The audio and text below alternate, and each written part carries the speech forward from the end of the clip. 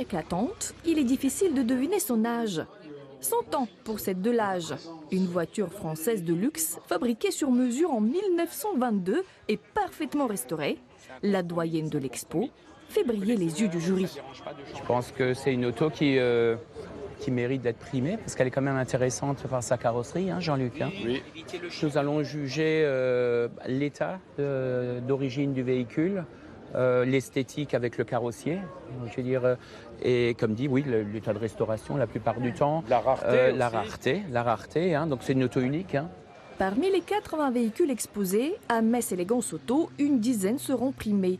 Ici, il y a celles qui sont rares, celles qui sont avant-gardistes ou celles qui représentent le prestige à la française, comme cette Facel Vega des années 50. La marque Facel Vega, en fait, a la particularité d'avoir les moteurs qui étaient fabriqués à l'usine de Pont-à-Mousson.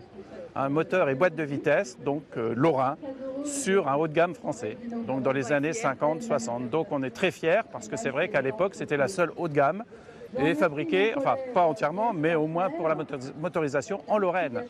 Pour cette première édition de l'exposition en plein cœur de Metz, les organisateurs ont fait appel aux collectionneurs locaux.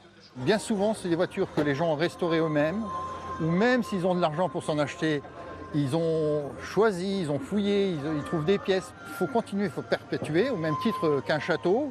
C'est un parti du patrimoine français, parce qu'on avait beaucoup de marques qui étaient des marques de prestige avant la guerre. Le Grand Est compte une centaine de clubs de véhicules d'époque.